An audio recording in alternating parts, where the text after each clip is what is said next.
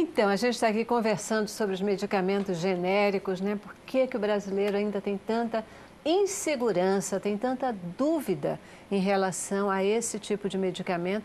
Ele que veio com uma proposta tão bacana, né? De ser acessível à população, de poder gerar saúde para a população, etc. Qual a opinião de vocês? Olha, eu trabalhei 20 anos fazendo aquisição de medicamentos e para uma instituição pública. E nessa aquisição, a gente definia o que o medicamento deveria ter. Então, quando a gente fazia, a gente sempre na instituição pública usa o nome da substância, usa a denominação comum brasileira. Todos os medicamentos não necessariamente eram de referência ou genérico ou similar. A gente fazia a compra, fazia todo o controle. Para fazer a aquisição desse produto, o que a gente pedia? Pedia o laudo, pedia para receber o controle de qualidade. Fora isso, o que a gente fazia naturalmente? Pegava, às vezes, uma amostragem para avaliar o produto. Então, eu acho que, assim, o produto ele vai ter qualidade dependendo realmente se você fiscaliza, se você cobra a qualidade desse produto. Então, se a instituição que é responsável pelo fornecimento desse medicamento for uma instituição séria, ela só vai vender produtos de qualidade, independente de ser medicamento de referência, genérico ou similar. E outra coisa que acaba acontecendo é que, às vezes, o profissional que tem mais informação a respeito de medicamento, sem dúvida, é o farmacêutico. O farmacêutico conhece todo o processo de fabricação. Outros profissionais, inclusive o profissional médico, ele não tem realmente uma noção de como que é o processo de fabricação. Por exemplo, é muito difícil uma empresa não colocar, por exemplo, numa amoxicilina com ácido clavulânico, colocar todos os componentes, colocar aglutinante, que dependendo do que aconteça, você rapidamente, num teste, consegue descobrir se tem esse produto ou não. Mas o importante é que a gente precisa chegar aqui para a sociedade e falar o seguinte: eu estou aqui, estou fazendo uma colocação e eu não tenho nenhuma informação, nenhum conflito de interesse nessa informação que eu estou dando. Eu estou aqui, não estou recebendo nenhuma viagem, não estou recebendo brinde, não estou recebendo nenhuma caneta para dar essa informação para o usuário, para o paciente. Eu tenho que respeitar o usuário da melhor maneira possível. A partir do momento que existem profissionais que possam ter conflitos de interesse, na hora que ele prescreve, e a gente sabe, por exemplo, nem todo medicamento precisa de receita, mas tem um grupo de medicamentos, principalmente psicotrópico e entorpecente, que o Brasil assina um acordo internacional, e aqui no Brasil outros precisam de controle, como os antibióticos. A gente ainda tem dificuldade na qualidade da receita. Então, as receitas, mesmo hoje, em 2014, com todo o sistema informatizado, a gente tem receitas ilegíveis. A gente tem, como profissional farmacêutico, uma grande dificuldade hoje, às vezes, de pegar uma receita e entender o que está escrito. Às vezes, você vê a posologia e vê que nós temos dúvida naquela posologia. E, às vezes, é engraçado que a sociedade fala assim: está escrito. Mas, quando a gente fala que tem dúvida, é que a maneira mais delicada para falar que da maneira que está escrito ali, não é para ser prescrito. Então, a gente, às vezes, ouve, não só do medicamento, mas até do receituário, controlado ou não, algumas vezes falando assim: mas está escrito, qual é a tua dúvida? A dúvida é que nós conhecemos o medicamento, nós sabemos como agir, e, às vezes, pelo mercado que está ali querendo ser altamente lucrativo, a gente tem uma dificuldade incrível de barrar uma venda, de impedir uma venda de algo que pode ser maléfico para o paciente no momento. Você está tocando num ponto que é assim, né? É algo que a gente precisa prestar atenção. É algo que essa é uma informação para a população que a gente tem que ficar atento. Porque, olha só, a gente todo tempo é colocado de que farmacêutico não pode dar receita, né? Farmacêutico... Não é isso que é dito? Não, você vai na farmacêutico, não pode dar receita. Farmacêutico é para orientar, mas ele não pode ali estar prescrevendo nenhuma medicação. É uma coisa que se coloca a respeito do farmacêutico. Fica tranquilo, não estou criticando o trabalho, não. Mas óbvio que o farmacêutico, porque ele, inclusive, ele conhece a substância, ele conhece o que ele está... o medicamento por dentro, né? Ele conhece até mais do que o médico, porque ele conhece todos os componentes ali. Ele sabe orientar. Aí o médico, que muitas vezes não tem essa ética, porque ele vai dar preferência para um laboratório, para isso, para aquilo, ele faz uma receita que não é adequada, chega lá e esse farmacêutico vai dizer, cuidado, como é que fica essa pessoa que está lá, né? Ela vai Mas... é bom que o que eu chamei e disse atenção, e essa é uma informação importante, porque deve servir de alerta, né? Quando o farmacêutico ficar em dúvida, tenha cuidado, porque ali pode ter um problema sério. É que assim, uma das coisas que eu aprendi com minha antiga chefe, uma farmacêutica incrível, a doutora Vera Lúcia Luiz, é o seguinte, é que você também não pode desacreditar o paciente do profissional médico. Claro. Então, tem que ter um cuidado incrível, falar para o usuário o seguinte, eu estou com uma dúvida, eu preciso tirar essa dúvida. Às vezes, eles são até meio agressivos, perguntando se a dúvida é que a gente não sabe ler. Mas a gente está ali realmente... tem que superar tudo isso e tentar fazer o melhor possível para esse paciente. Teve uma vez que eu recebi uma receita de fora do Rio de Janeiro e uma receita até de um tratamento de antirretrovirais. O tratamento estava muito estranho, muito estranho. Eu fiquei quase 8 horas com a receita, conversando com um profissional de uma outra região para poder ter, assim, o paciente iria ficar aqui 2, 3 meses. E teve que alterar toda a prescrição. Não fui eu que alterei, tivemos que encontrar um outro profissional para poder ver. Mas, assim, aí eu concordo, a gente tem que ter muito cuidado para não desacreditar o profissional. Porque se o usuário não acredita no profissional que está prescrevendo o medicamento, ele não vai acreditar no tratamento e o tratamento não vai dar certo. Mas aí também tem um outro aspecto importante que é o seguinte, as pessoas, principalmente os profissionais de saúde, os usuários nem pensam muito, é o seguinte, os conselhos são feitos para defender a sociedade. Conselho não é para proteger os profissionais.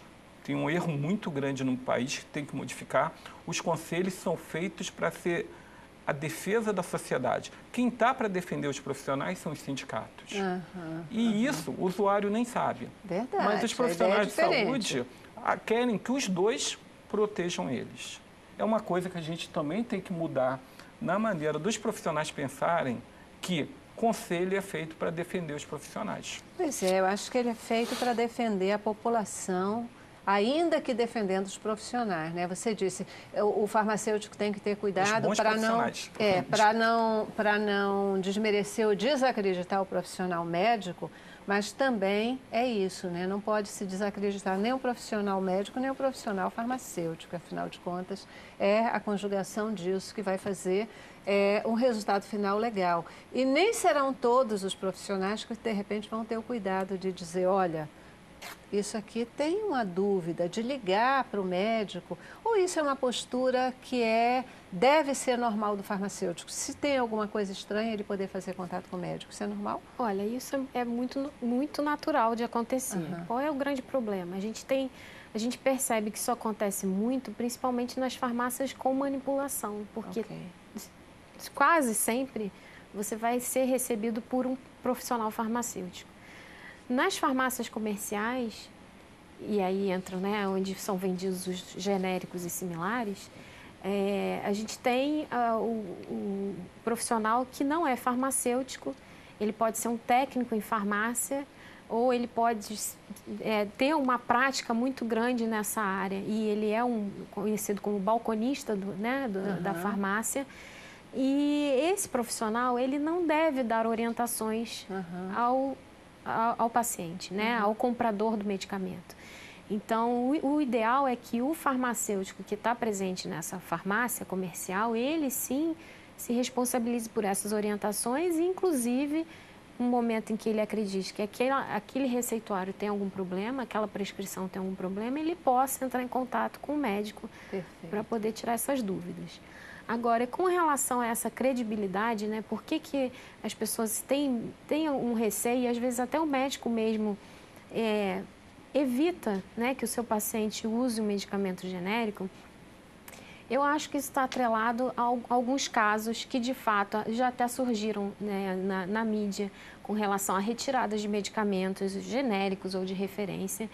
E essa coisa do medicamento genérico, como ele é uma cópia, ele sempre vai ser, eu acredito, demonizado por isso, né?